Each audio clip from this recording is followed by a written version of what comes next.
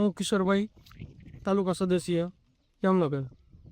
મારું ગામ નવા મુખાણા. મારા માલધારી ભાઈ હે નાજાભાઈ ભડવાર.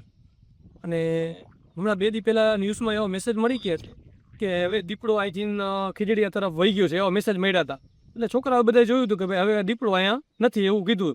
આ ભાઈ પાણીનો અમારે જો આ પાણી અહીંયા ભરેલું છે એટલે બીજે ક્યાંય પાણી છે ને, એટલે પારે પારે ભાઈ હાઈલાવતા હતા એટલે બકરીને એને ગંધ આવી ગઈ. છુપાઈને બેઠેલો બાપુના ફાર્મમાં, તો ભાઈ પાર ઉપરથી હાઈલાવતા હતા, બકરીને પકડી લીધી. ભાઈએ થોડીક જીગર બતાવી, લાકડી હતી, હાવકાટો કર્યો, પડકારા કર્યા, એટલે બકરીને 2 દાઢું આમાં ગરચી પકડી લીધી હતી એટલે મુકાવી દીધી છે. બકરી તમે જોઈ શકો છો, બકરી આખી જો આખી લોહી લોહાણ, આખી લોહી લોહાણ છે અને હજી બિચારી ધ્રુજે છે, બરાબર છે. એટલે હવે અને અમારા રાહુલભાઈ સરપંચ ગામના મુખાણા, અમે 2 ફોન કર્યો એટલે અમે ગામના આગેવાનો સરપંચ અને હું અમે ડાયરેક્ટ સ્થળ ઉપર આવી ગયા. સ્થળ ઉપર જોયું કે આ જગ્યાએ બકરી પકડેલી છે અને પછી ભાઈ બકરીવાળા ભાઈ માલધારી છે નાજાભાઈ ભડવાર, એના પાસે આવ્યા. ગ્રામજનો બધા ભેગા થઈ ગયા છે.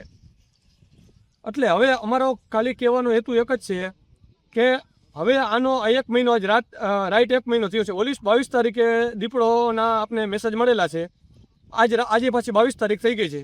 અમારો કહેવાનો હેતુ હવે એક જ છે કે હવે આનો ન્યાય ફટાફટ અમને મળે એવું કરો, કેમ કે તાત્કાલિક ન્યાય મળે એવું કરો અમને.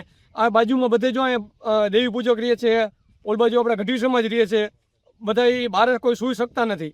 એક તો ચોમાસાની લાઇટનો પ્રોબ્લેમ રહે છે, અંદર ગરમી થાય છે, મચ્છર કરડે છે, તો બારે હુવામાં છોકરા બીએ છે. તો તાત્કાલિક આનો નિરાકરણ લેવો એવો અમારી બધાની રજૂઆત છે, અમારી સરપંચની ગામની આગેવાનોને. અને બીજું કે હવે ગામના વાડીમાં જે માણસો છે, માણસો જવા માંડ્યા છે, કેમ કે દીપડાનો બધાને ભય લાગે છે. બીજા નંબરમાં હજી અમારે 50% વાવણી થઈ છે, 50% જે વાવણી બાકી છે. વાવણી થશે તો હવે અમારા કે તો મજૂર છે ને, તો વાવણી કઈ રીતે અમે કરીએ? બધાને બીક લાગે છે. અને અત્યારે મહેનતનું કામ છે, તો રાતે લાઇટ આવે છે, તો રાતે કોઈ પાણી ભરવા જતા નથી.